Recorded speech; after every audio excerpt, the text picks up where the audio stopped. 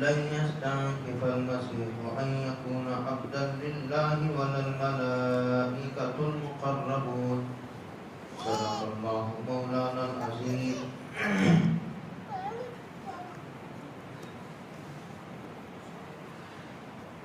اس سے پہلے حضرت عیسیٰ علیہ السلام کی حیثیت بیان کی گئی تھی اور یہ کہا گیا تھا کہ وہ ابن مریم ہے، یعنی ان کے والد نہیں ہیں. اللہ تعالیٰ نے حضرت مریم کے بطن سے ان کو وجود بخشا ہے، اور اللہ تعالیٰ کی جو سنت و طریقہ ہے اس سے ہٹ کر اللہ تعالیٰ نے صرف ایک عورت کے پیٹ سے حضرت عیسیٰ علیہ السلام کو پیدا کیا ہے. اپنے حکم کے ذریعے حضرت جبریل کو ذریعہ و واسطہ بنا کر حضرت مریم کے گریباں میں پھونک مارنے کا حکم دیا.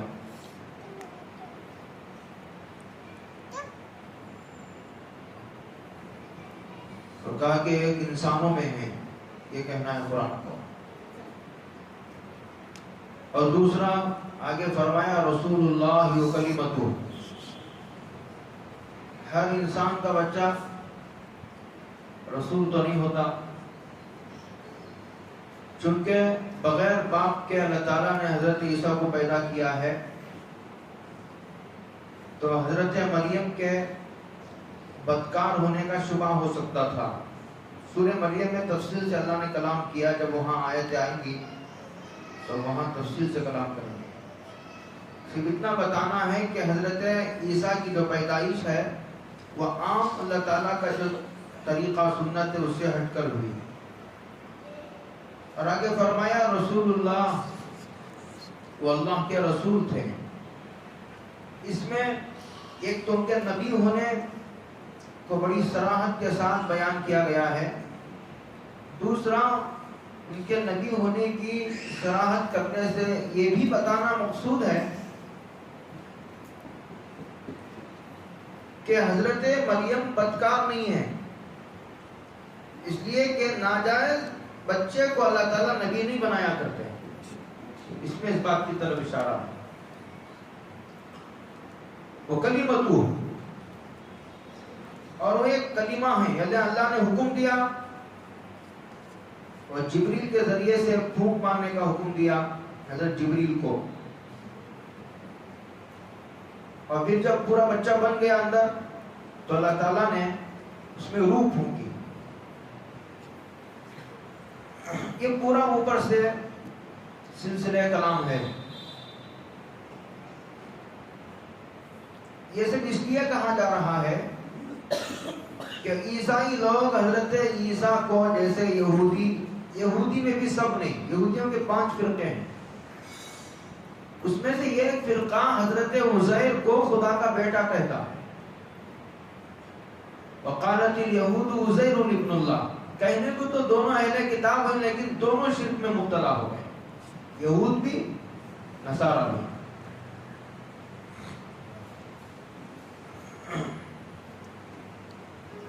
چونکہ حضرت عیسیٰ کو یہ اللہ کا بیٹا کہتے ہیں اور خدا کا بیٹا خدا، تو اللہ تعالیٰ نے اسی کا رد کیا ہے اسے کہ وہ تو ابن مریم ہیں، مریم کے پیٹ سے ہم نے ان کو وجود بخشا ہے، وہ انسانوں میں سے ہیں. انسان خدا کیسے ہو سکتا ہے؟ پھر کہا وَلَا تَقُولُوا فَآمِنُوا بِاللَّهِ وَرُسُلِهِ. اللہ پر ایمان لیا اور تمام رسولوں پر ایمان لیا. ایک رسول پر بھی اگر تم نے ایمان نہیں، ایک رسول کا بھی اگر تم نے انکار کیا تو پھر تمام پیغمبروں کو ماننا تمہیں کوئی نفع نہیں دے سکتا. یہ بات اچھی طرح سمجھ لیں. ایک نبی کا بھی انکار تمام انبیاء کے انکار کرنے کے برابر ہے. اس لیے کہا فآمنوا باللہ، اللہ تو ایک ہے، اللہ پر ایمان لے آؤ کہ اللہ ہے اور جو بھی ہے وہ جیسا بھی ہے وہ ایک ہے اللہ. اس لیے میں کہہ رہا ہوں کہ بعض لوگ اللہ کے وجود ہی کا انکار کرتے ہیں. اللہ کوئی چیز نہیں ہے، ایک کائنات خود بنی ہے، خود چل رہی ہے. اسی کو معطلہ کہتے ہیں، فرقہ ہے. اور رسول، چونکہ ہم گمراہ فرقے گمراہ لوگوں کے عقیدے نہیں جانتے، اسی لیے میں اندازہ ہی نہیں ہوتا کہ قرآن کن کا رد کر رہا ہے، کن لوگوں کو سامنے رکھ کر گفتگو کرنا چاہتا ہے.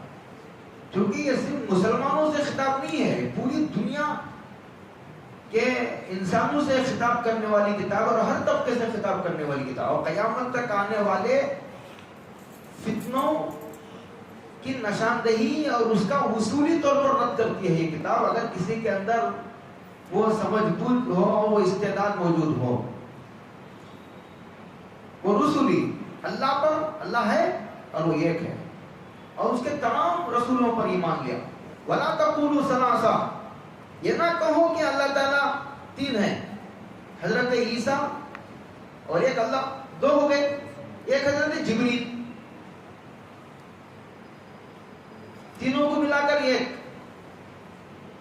تینوں کو ملا کر ایک، اور پھر اس میں کا ایک اللہ، تینوں کا وجود پھر الگ الگ. ایسا غیر معقول فلسفہ ہے، اسی پر ان کی مذہب کی بنیاد ہے. اب یہاں عیسائیت پر کلام کرنے کا یہ تفصیل سے موقع نہیں ہے. اظہار الحق یہ علماء کے لیے عرض ہے، رحمت اللہ کیرانوی کی ہے. اتنی شاندار کتاب ہندوستان کی تاریخ میں عیسائیوں کے رد میں نہیں لکھی گئی. اس کا ترجمہ کیا ہے مولانا تقی عثمانی صاحب نے، 3 جلدوں میں ہے، بائبل سے قرآن تک کے نام سے. اور میرے استاد الاساتذہ محدث کبیر مولانا نعمت اللہ صاحب اعظمی کی بھی کتاب ہے رد عیسائیت پر، بہت شاندار، بہت تحقیقی کتاب، پڑھنے کے قابل، پڑھنا چاہیے علماء کو.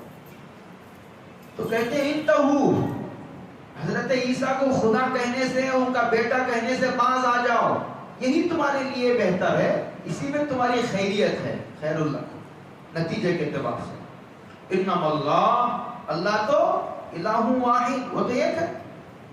سبحانہ ان یکون لہ ولد، اللہ اس بات سے پاک ہے کہ اس کے لیے کوئی لڑکا ہو. لڑکا تو اس لیے دیا جاتا ہے کہ وہ باپ کا تعاون کرے، مدد کرے. اس سے اللہ تعالیٰ کا محتاج ہونا لازم آتا ہے کہ اللہ تعالیٰ کو ضرورت ہے بچے کی کہ اس کے بعد اس کا کارخانہ سنبھال سکے. کہتے ہیں اللہ تعالیٰ اس بات سے پاک ہے کہ اس کے لیے کوئی لڑکا ہو. لہو ما فی السماوات و ما فی الارض، زمینوں آسمانوں میں جو کچھ ہے اس کا اللہ مالک ہے. اور جو بیٹا ہوتا ہے وہ بیٹا مملوک نہیں ہوتا. اب یہ فون ہے، یہ فون میرا مملوک ہے، میں اس کا مالک ہوں. بیٹا مملوک نہیں ہوتا. بیٹا تو باپ کے ہم پلہ ہوتا ہے نا. مطلب یہ ہوا کہ یہ بات کہ حضرت عیسیٰ خدا کے بیٹے ہیں، یہ بات فٹ نہیں ہوتی. اس لیے کہ اللہ تعالیٰ زمینوں آسمانوں کا، ذرے ذرے کا مالک ہے. یہ ایک مسلمہ بات ہے، طے شدہ مانی ہوئی بات ہے. اور حضرت عیسیٰ کو خدا کا بیٹا ماننے سے یہ قاعدہ ٹوٹ جاتا ہے. پھر اللہ تعالیٰ ذرے ذرے کا مالک باقی نہیں رہتا. یہ کہنا پڑے گا کہ ہاں عیسیٰ کا مالک نہیں ہے، ایسا نہیں ہے قرآن میں کہیں. آگے کہتے ہیں وَکَفَى بِاللَّهِ وَكِيلًا، اور کام چلانے، کارخانہ کائنات کو چلانے کے لیے اللہ ہی کافی ہے، بیٹے کی کیا ضرورت ہے. یہ بات پیچھے کا مضمون تھا، یہ جوڑ لگانا ضروری تھا. آگے کہتے ہیں بھائی جب حضرت عیسیٰ کو ہی اللہ کا بندہ کہنے میں اور اس کی بندگی کرنے سے کوئی شرم نہیں ہے تو تمہیں کیا پڑی ہے، تمہیں کیا پریشانی ہے. آگے کہتے ہیں لَن يَسْتَنْكِفَ الْمَسِيحُ أَن يَكُونَ عَبْدًا لِلَّهِ، حضرت عیسیٰ کو اللہ کا بندہ کہنے یا اس کی بندگی کرنے سے کوئی ہرگز شرم کی بات نہیں ہے، بلکہ وہ اس میں اپنی عزت محسوس کرتے ہیں اور فخر کرتے ہیں کہ میں اللہ کا بندہ ہوں اور اللہ کی بندگی کرنا یہ میرے لیے ایک سعادت کی بات ہے. کہ حضرت عیسیٰ دنیا میں بھی، برزخ میں بھی اور آخرت میں بھی کہیں گے.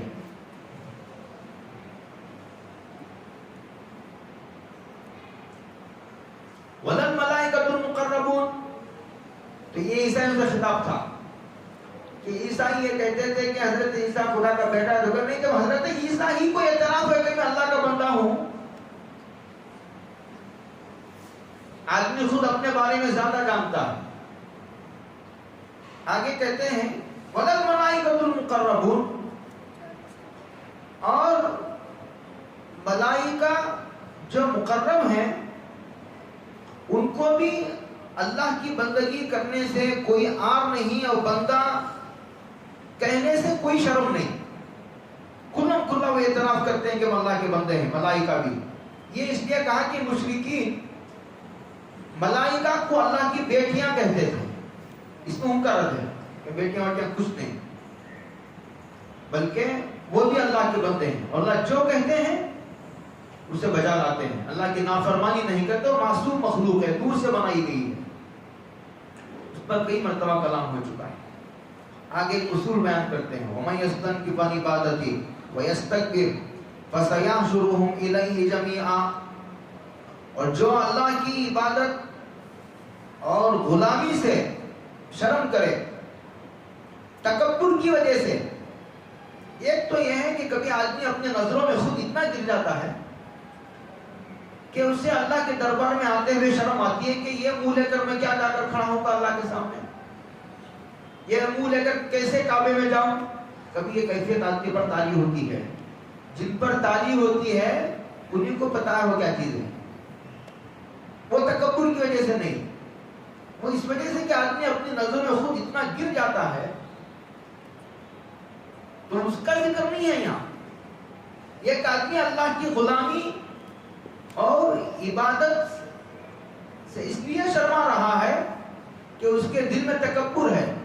اس کا وہ تکبر اللہ کے سامنے جھکنے نہیں دیتا. غلامی کرتے ہیں اللہ کی، اللہ کے سامنے ہاتھ باندھ کر کھڑے ہوتے ہوئے، رکوع کرتے ہوئے، سجدہ کرتے ہوئے، اللہ کی بات مانتے ہوئے اسے شرم آتی ہے تکبر کی وجہ سے. اور محسوس کرتا ہوں میرا چلے گا، میرا چلے گا کیونکہ میں گھر کا مالک ہوں.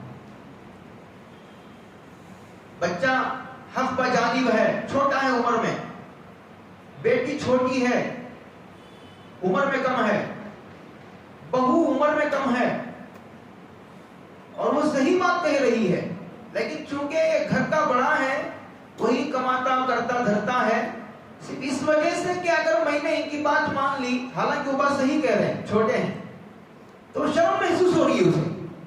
کیوں؟ اس کا وہ تکبر اسے اس بات کی اجازت نہیں دیتا کہ وہ ان چھوٹوں کی بات تسلیم کرے. اللہ کہتے ہیں کہ فَسَيَحْشُرُهُمْ إِلَيْهِ جَمِيعًا.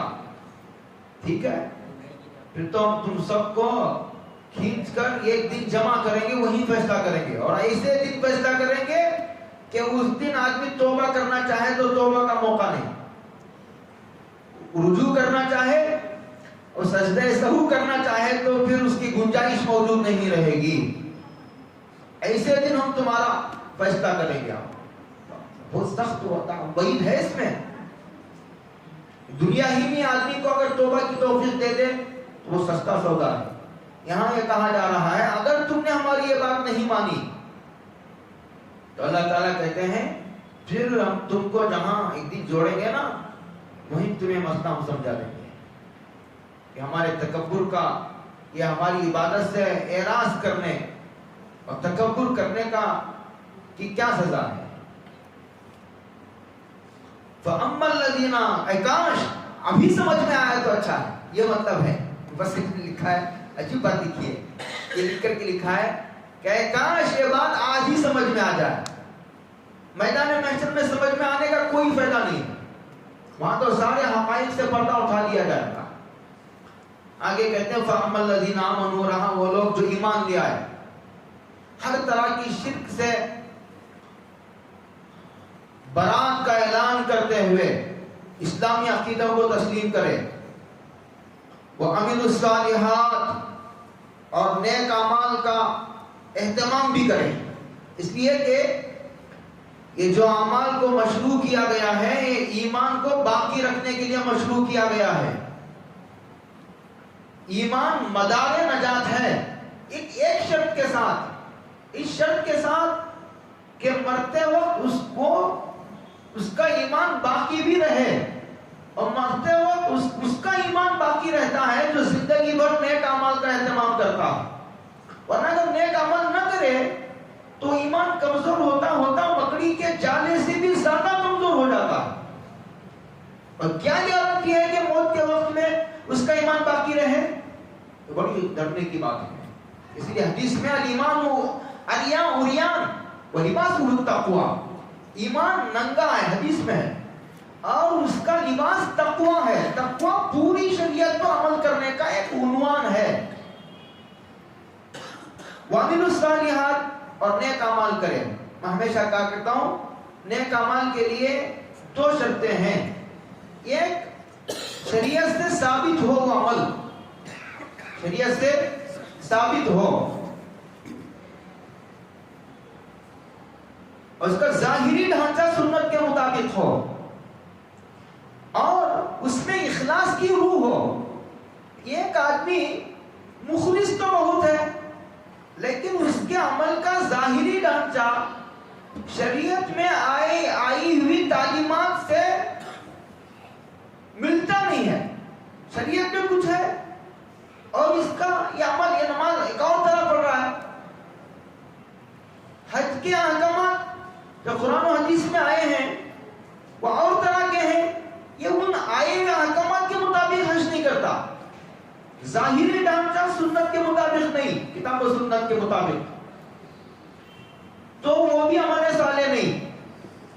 اور یہ آدمی کا ظاہری ڈھانچہ کتاب و سنت کے مطابق ہے لیکن اس میں اخلاص کی روح نہیں ہے، ریاکاری کا جذبہ موجود ہے، وہ مخلص نہیں ہے، تو دونوں صورتوں میں وہ عمل صالح کی فہرست سے خارج ہو جاتا ہے۔ جو آدمی ایمان لے آئے اور نیک عمل کرے فَيُوَفِّيهِمْ أُجُورَهُمْ، اللہ کہتے ہیں ہم ان کو ان کے اعمال کا پورا بدلہ دیں گے، اس لیے کہ یہ جو دنیا ہے نا، یہ دنیا دارالعمل ہے، اس میں ہر نیک عمل کا بدلہ ملنا ضروری نہیں ہے، جیسے ہر گناہ کی سزا ملنا اس دنیا میں ضروری نہیں ہے۔ ہاں اگر کسی نیک عمل کا بدلہ دیا بھی جاتا ہے تو وہ اس کے عمل کا پورا بدلہ نہیں ہے، پورا بدلہ تو یہ آنکھ بند ہونے کے بعد میدان محشر میں ملے گا، اس کو کہتے ہیں فَيُوَفِّيهِمْ أُجُورَهُمْ۔ اچھا کہتے ہیں وہ يَزِيدُهُمْ مِنْ فَضْلِهِ، پھر اپنے فضل سے اللہ پھر مزید دیتے ہیں، وہ مزید کتنا دیں گے اس سے قرآن کریم خاموش ہے۔ خاموشی میں بڑا مزہ ہے،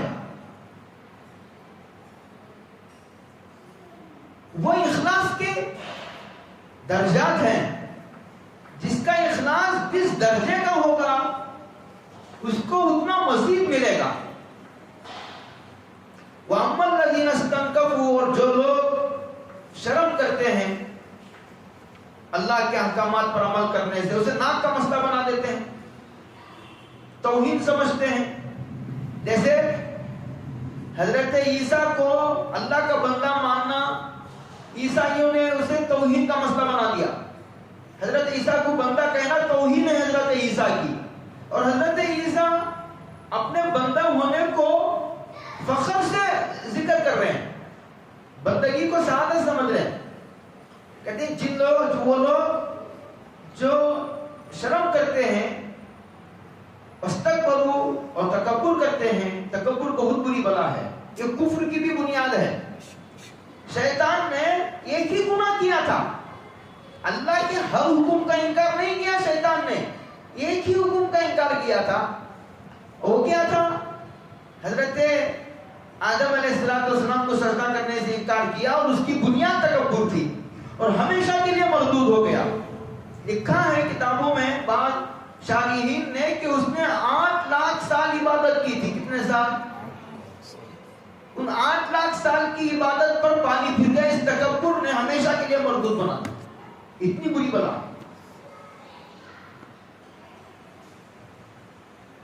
اس میں ان لوگوں کے لیے تنبیہ ہے جو اسلام کے بعض احکامات کو مانتے ہیں اور بعض کو نہیں مانتے.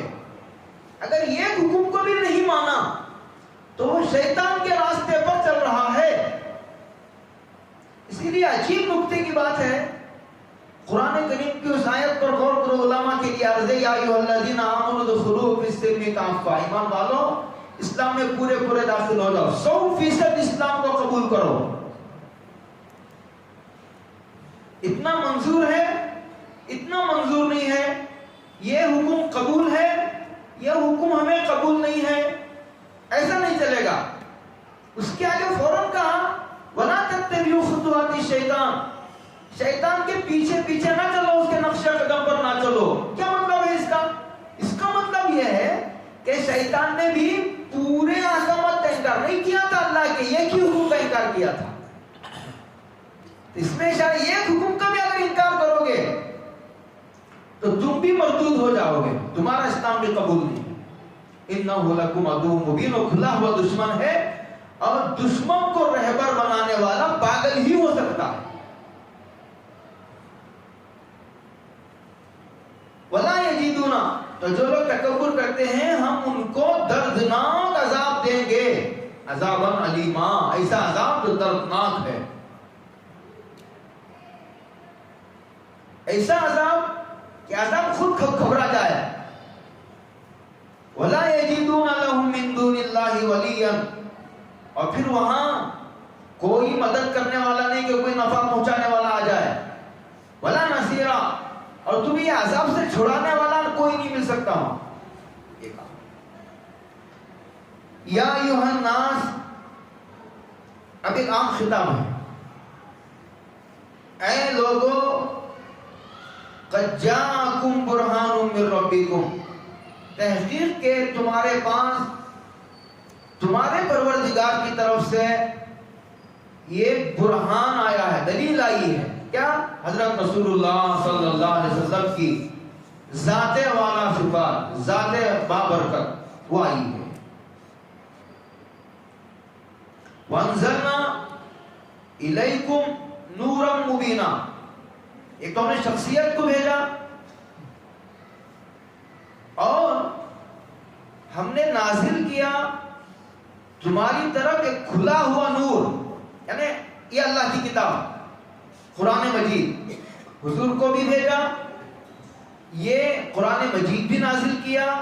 اس کے احکامات پر پریکٹیکل زمینی سطح پر عمل کر کے وہ دکھائیں گے تو تم کو سمجھ میں آ جائے گا کہ کس حکم پر کیسے عمل کیا جاتا ہے. نماز کیسے پڑھی جاتی ہے، پڑھ کر دکھائی. روزہ کیسے رکھا جاتا ہے، حج کیسے کیا جاتا ہے. وہ سارے احکامات سرکار دو عالم صلی اللہ علیہ وسلم نے عملی طور پر کر کے دکھایا. یہ نور ہے، یہ روشنی ہے. اس سے گمراہیوں اور جہالتوں کے اندھیرے دور ہو جاتے ہیں.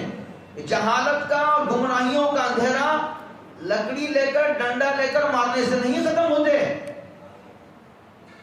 علم کا، اللہ کی کتاب اور پھر اسی طرح حدیث مبارکہ کی روشنی جلا دیجیے، اندھیرا خود بخود ختم ہو جائے گا. اس سے پتا چلا ایسا تو ہوا ہے تاریخ میں. آپ میری بات کو غور سے سنیں. پوری تاریخ اسلامی میں کیا ایسا تو ہوا ہے کہ نبی آیا ہو اور کتاب نہ آئی ہو؟ ایسا ہوا کہ ایک نبی آیا، اس پر مستقل کتاب نازل نہیں کی گئی، پہلی کتاب کے وہ تابع ہے. بعضوں پر بڑی بعضوں پر چھوٹی کتابیں آئی. تمام انبیاء کی کتابوں صحیفوں کا ذکر نہیں ہے. لیکن ایسا کبھی نہیں ہوا کہ اللہ نے صرف کتاب نازل کر دی ہو اور نبی کو نہ بھیجا ہو. ایسا کبھی نہیں ہوا. اس سے ان لوگوں کا رد ہوتا ہے جو یہ سمجھتے ہیں کہ نبی نے لا کر ایک ڈاکیے کی طرح، پوسٹ مین کی طرح یہ دے دیا ہے قرآن مجید، اب جیسے چاہے عمل کرو، خود پڑھو، خود سمجھو. حضور کی شخصیت کوئی معنی نہیں رکھتی، ان کی شخصیت کی کوئی ضرورت نہیں ہے، ان کی تعلیمات، ان کی تشریحات کی کوئی ضرورت نہیں ہے. جو ایسا کہتے ہیں وہ لوگ گمراہ ہیں. اللہ کہتے ہیں فَأَمَّا الَّذِينَ آمَنُوا بِاللَّهِ، تحقیق کے جو لوگ ایمان لے آئے اللہ پر اور زبان سے اقرار بھی کرتے ہوں، دل سے ایمان لے آتے ہوں اور زبان سے اس کا اقرار بھی کرتے ہوں. اب تجھے اقرار کا لفظ کہاں گیا؟ علماء کے لیے عرض ہے یہ آمنو کا صلہ جب با آتا ہے، لفظ با آمنو باللہ، تو اس میں اقرار کا معنی بھی پوشیدہ ہوتا ہے. اچھا جو دل سے ایمان لے آیا ہو اسے زبان سے اقرار کرنے میں کیا موت ہے؟ زبان سے پڑھنے میں.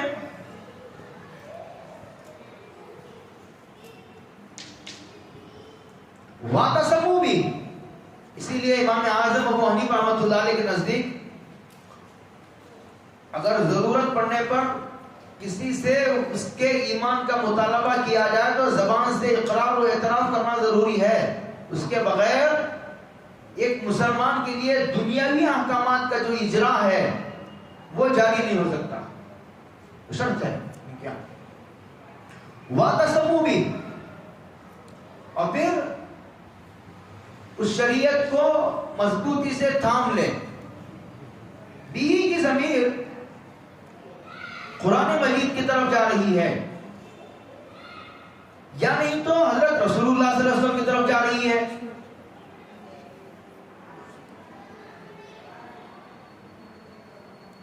تو کیا کریں گے؟ اور حضرت رسول اللہ صلی اللہ علیہ وسلم کی طرف جائے یا قرآن کی طرف جائے، اس لیے کہ حضور بھی چلتا پھرتا قرآن ہے. حضرت عائشہ سے حضور کے اخلاق کے بارے میں پوچھا گیا تو کہا کان خلقہ القرآن، اگر چلتا پھرتا قرآن دیکھنا ہو تو حضور کو دیکھ لو، جو کچھ قرآن میں ہے ان کی زندگی میں ہے. اس لیے دونوں میں کوئی تعارض اور ٹکراؤ نہیں ہے، چاہے جس کی طرف چاہے زمین لوٹے. جو لوگ ایمان لے آئے اور اقرار کرے تمام حقیقتوں کا، واقسموا بھی، اور پھر اسے مضبوطی سے تھام لے. اس لیے کہ مضبوطی سے وہ آدمی تھام سکتا ہے جو دل سے ایمان لایا ہو. جو زبانی جمع خرچ کر رہا منافقین کی طرح وہ نہیں تھامتا شریعت کو، وہ تو صرف دنیاوی فائدہ حاصل کرنے کے لیے مسلمان بنا ہوا ہے. اسے شریعت کو تھامنے سے کیا مطلب ہے؟ وہ تو غرض کا بندہ ہے. فَسَيُدْخِلُهُمْ فِي رَحْمَةٍ مِّنْهُ، تو کیا کریں گے ہم ایسے لوگوں کو؟ کہتے ہیں ہم ان کو رحمت فی رحمت من، اپنی طرف سے رحمت میں داخل کر دیں گے. رحمت جنت کا عنوان ہے، جنت میں داخل کریں گے. وہ فضل، اپنے فضل سے. اس لیے کہ جنت میں کوئی اپنے عمل کی بنیاد پر نہیں جائے گا. پوری زندگی کی ایک نماز بھی ایسی نہیں پیش کر سکتا جو نماز اسے جنت میں لے جا سکے.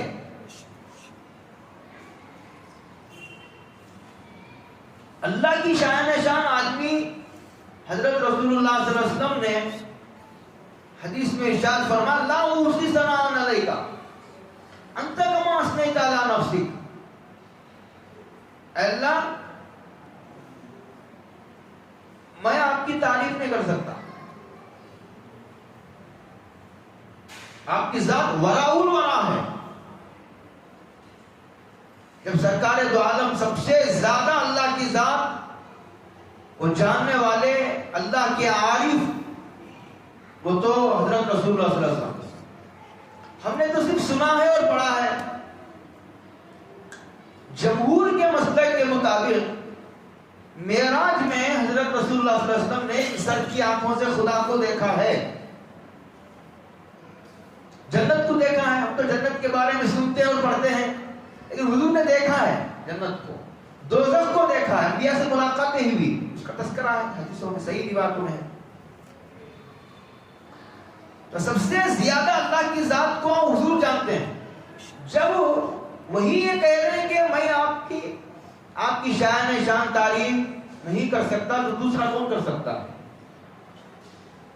اس لیے جو بھی جائے گا جنت میں وہ اللہ کے فضل سے جائے گا. وہ یہدیہم الیہ صراطا مستقیما.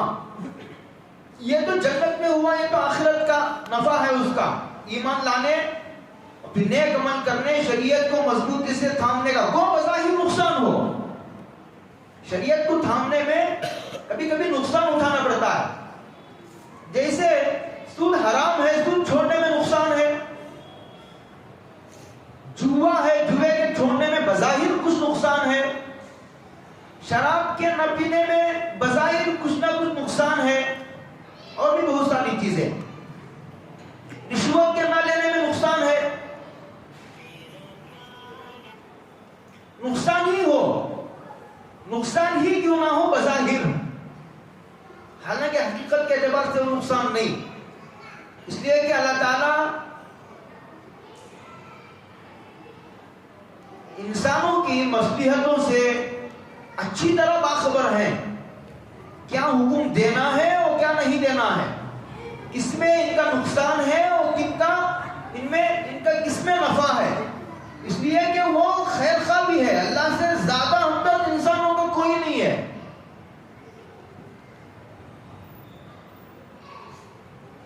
یہ تو ہو گیا آخرت کا نفع. دنیا کا نفع کیا ہے؟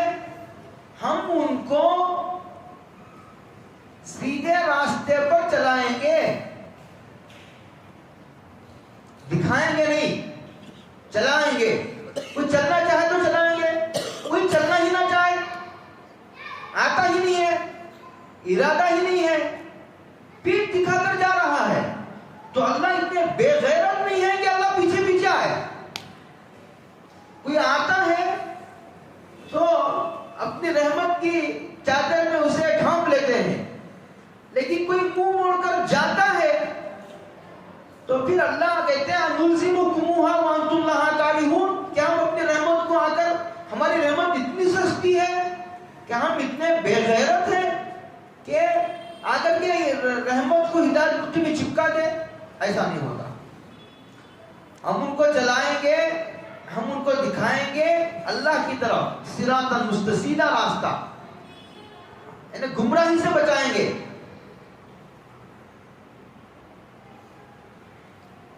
آگے ایک مسئلہ بیان کرتے ہیں میراث کا. میراث کے مسئلے پر سورہ نساء ختم ہو رہی ہے.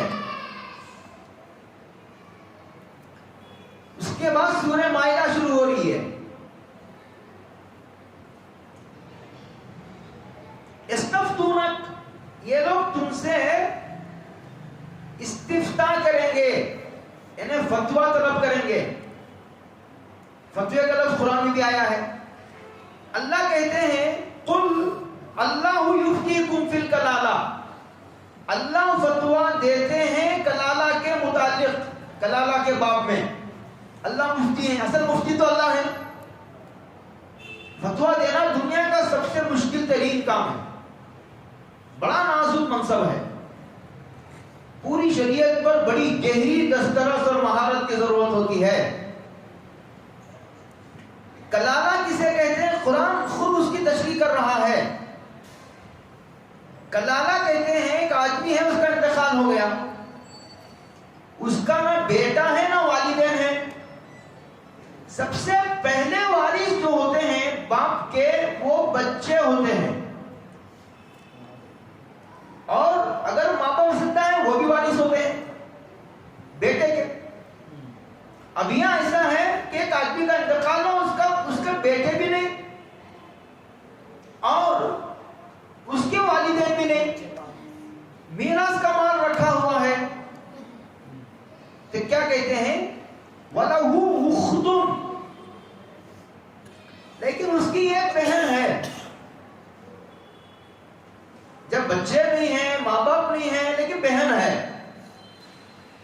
کیا ہوگا؟ کہتے ہیں فلہا نصف ما ترک، وہ جو ترکہ ہے چھوڑ کر مرا ہے اس کا آدھا دیا جائے گا بہن کو، باقی آدھا چچا کو اور چچا زد بھائیوں میں تقسیم ہوگا، ان کو عصبہ کہتے ہیں۔ اس کا ذکر نہیں، آدھے کا ذکر حدیثوں میں۔ اور اسی طرح صرف یہاں یہ ہے کہ بچہ نہ ہو اس کا ذکر ہے، حالانکہ والدین بھی نہ ہو، اسے کہتے کلالہ۔ اب ایک صورت یہ ہے کہ ایک عورت کا انتقال ہو گیا، اس کے ماں باپ بھی نہیں اور اس کے بھی بچے نہیں، تب جو بھائی ہے تو وہ بھائی اس کا وارث ہوگا، ایک ہو یا کئی ہو، پورے مال کے وارث ہوں گے۔ اور لڑکی ہو تو آدھا دے کر باقی آدھا چچا اور چچا زد بھائیوں کو جاتا ہے، لیکن اگر لڑکا زندہ ہے، ایک ہو یا دو تین چار جتنے بھی، وہ پورے کے مالک ہوتے ہیں، چچا اور چچا زد بھائیوں کی طرف منتقل نہیں ہوتا۔ وہ یرثها ان لم یکن لها ولد، آگے کہتے ہیں فإن كانت اثنتين، ایک بہن کا مسئلہ تو یہ تھا، اب دو بہنیں ہیں یا دو سے زیادہ ہیں تو کہتے ہیں فَلَهُمَا الثُّلُثَانِ مِمَّا تَرَكَ، تو ان کو 1/3 ثلثان، ایک کے 3 حصے کرو، 2 حصے ان لڑکیوں کو دیے جائیں گے، ایک حصہ بن جائے گا، مال کے 3 حصے کرو، 2 لڑکیوں کو دو، جو بہنیں ہیں ایک سے زیادہ، اور ایک حصہ چچا اور چچا زد بھائیوں کو دو، یہ ہوگا۔ اچھا کبھی ایسا ہوتا ہے کہ ایک کا انتقال ہوا، اس کے بچے بھی نہیں، ماں باپ بھی نہیں، لیکن لڑکے بھی ہیں بھائیوں میں، لڑکیاں بھی ہیں، یعنی بھائی بھی ہیں اور بہنیں بھی ہیں، وَإِن كَانُوا إِخْوَةً رِجَالًا وَنِسَاءً، اب کیا ہوگا؟ اب کہتے ہیں جتنا مال ہے وہ اس اصول کے مطابق تقسیم کرو کہ لڑکے کو 2 حصے ملیں گے اور لڑکی کو 1 حصہ ملے گا، سمجھے؟ مثال کے طور پر 2 لڑکیاں ہیں اور 1 لڑکا ہے، تو اب حصے بنیں گے 4، 2 حصے لڑکے کو، باقی 2 ایک بہن کو ملے گا۔ یبین اللہ لکم ان تضلوا، اللہ تعالیٰ احکامات تمہارے سامنے کھول کر بیان کرتے ہیں۔ مبہم انداز میں اگر احکامات بیان کرے تو کیا سمجھو گے؟ اور اللہ بھی اگر کھول کر بیان نہیں کرے تو پھر دوسرا کون کھول کر بیان کرے گا؟ اس لیے کھول کر بیان کرتے ہیں کہ کہیں تم راستے سے بھٹک نہ جاؤ۔ اور پھر لڑکیوں کو میراث میں جب سورت شروع ہوئی تھی سورہ نساء، تقریباً 1.5 بارہ پہلے، 1 سال پہلے یہ سورت شروع ہوئی تھی، وہاں یتیم لڑکیوں سے قرآن کریم نے سورت کا آغاز کیا تھا، ختم بھی لڑکیوں کے مسئلے پر کر رہا ہے، میراث کے مسئلے پر۔ وجہ اس کی یہ ہے کہ لوگ عموماً لڑکیوں کو میراث کا حصہ نہیں دیتے تھے زمانے جاہلیت میں، کہیں تم اس کو ہلکا اور معمولی سمجھو، ہلکا اور معمولی نہ سمجھو اس کو، ورنہ راستے سے بھٹک جاؤ گے، بہک جاؤ گے۔ لڑکیوں کو میراث میں سے حصہ نہ دینا یہ گمراہی ہے، یہ کہنا چاہتا ہے قرآن۔ واللہ بکل شیء علیم، اور اللہ تعالیٰ ہر چیز کا علم رکھنے والے ہیں، کامل علم رکھنے والے ہیں، کس حکم میں کیا مصلحت ہے، بندوں کی کیا احکامات دینے میں بندوں کی مصلحت پوشیدہ ہے، وہ جانتے ہیں۔ اور یہ بھی جانتے ہیں کہ کون جو ہے وہ لڑکیوں کا حصہ دباتا ہے اور کون ان کا حصہ شریعت کے مطابق ان تک پہنچاتا ہے۔ واللہ بکل شیء علیم۔ اس کے بعد اللہ تعالیٰ اس کو قبول فرمائے، آگے سورہ مائدہ شروع ہو رہی ہے۔ مائدہ اس دسترخوان کو کہتے ہیں اس دسترخوان وہ چنا گیا ہو. ایک ہوتا ہے خالی دسترخوان، ابھی کچھ لا کے رکھا نہیں گیا، اسے سفرتو کہتے ہیں. ابھی مائدہ کہتے ہیں ایسے دسترخوان کو جو کھانے کی چیزوں سے بھرا ہوا، اس پر چنا گیا دسترخوان کو، ہر قسم کی چیز ہے، اسے مائدہ کہتے ہیں. آگے حضرت عیسیٰ سے ان کے حواریین نے درخواست کی تھی کہ اللہ تعالیٰ سے آپ درخواست کریں کہ آسمان سے اللہ تعالیٰ دسترخوان نازل کرے. ایک آیت آ رہی ہے بالکل اس سورت کے ختم پر، بالکل اس سورت کے ختم پر آ رہی ہے آیت. اسی مناسبت سے اس پوری سورت کا نام سورہ مائدہ رکھ دیا. اور جس طرح سورہ بقرہ اور سورہ نساء میں احکامات کی بھرمار ہے، سورہ مائدہ میں بھی بہت احکامات ہیں. اس لیے بہت توجہ سے اس کی ایک ایک آیت پابندی سے سنو، علم آئے گا. بہت اہم احکامات اس میں ہیں. بعض صورتوں میں تو انبیاء کے قصے ہیں، اس سے عبرت حاصل کرنے کے لیے قصے سناتے ہیں اللہ تعالیٰ، اس کے نتائج ہیں، لیکن اس میں احکامات بہت ہیں. اللہ عمل کی توفیق عطا فرمائے. آخر دعوانا الحمدللہ.